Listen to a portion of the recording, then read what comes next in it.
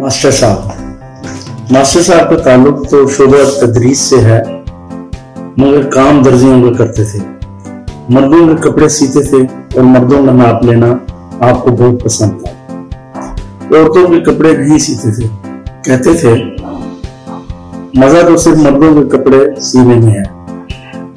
उस्ताद मोहतरम तालीम से दूर तक कोई ताल्लुक नहीं था। अल्लामा इकबाल ओपन यूनिवर्सिटी से बीए की तालीम हासिल की, जब बीए में इंग्लिश का मजमून लाजमी नहीं था। यही वजह है कि बच्चों को इंग्लिश पढ़ाने की जिम्मेदारी आपके जिम्मे थी। सरकारी उस्ताद होने के नाते आज तक किसी ने आपकी हाजिरी नहीं लगाई थी। अपनी मर्जी से स्कूल जाते, अपनी मर्जी से वापस आते थे। आप कपड़ों की कटिंग करते वक्त कैंची चलाते तो आपकी ज़बान मुंह से निकल आती और कैंची के साथ साथ आपका मुंह भी चलता था। ऐसा महसूस होता था कि आप कपड़े कैंची से नहीं बल्कि अपने मुंह से काट रहे हैं। आपको पसंद न थे, यही वजह है आपकी तमाम आदत औरतों जैसी थी। हमेशा औरतों में बैठते, दूसरी औरतों की बदफी करना आपका पसंदीदा मशगला है। लोग आपको अपनी इस खूबी की बिना पर जमालो भी कहते थे। उनको पूरी दुनिया में सबसे शदीद नफरत अपनी बीवी से थी, इसलिए इसको हमेशा बुरा भला कहते रहते और शदीद जाहिल कर डालते थे। एक साथ दर्द थी वो उनके लिए, इसलिए उससे हर मुमकिन दूर और बहुत दूर रहने की कोशिश करते थे, बल्कि यूं कहिए कि दूर रहते थे। उनको लोगों के रिश्ते कराने और तोड़वाने का बहुत शौक था।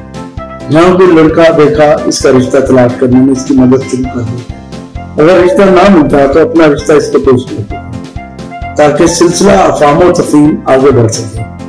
आप नाटे कद के मोटे बल्कि गंजे, बिल्कुल गंजे और काले तरीन रंग के थे।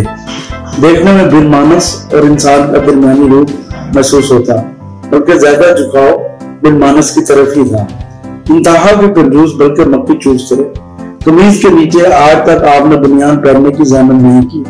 उनका ख्याल था कि बनियान पहनना इसराफ में आता है। यही वजह है कि आपका काला जिस कमीज के नीचे से लश्कारे मारता रहता था। एक एक सूट कई दिन पहने रखते ताकि कपड़े धोने में पैसे ना खर्च हो। आप पैदल स्कूल जाते, कई घंटे पैदल सफर करते, क्योंकि बचपन में साइकिल सीखते हुए गिर पड़े थे और उसके बाद उन्होंने कोई सवारी चलाना गवारा नहीं। फरमाते थे अल्लाह ने इंसान को दो टांगे पैदल मारने के लिए नहीं बल्कि चलने के लिए हटा दी, इसलिए पैदल चलते थे ताकि अल्लाह के हुक्म की पैरवी कर सके।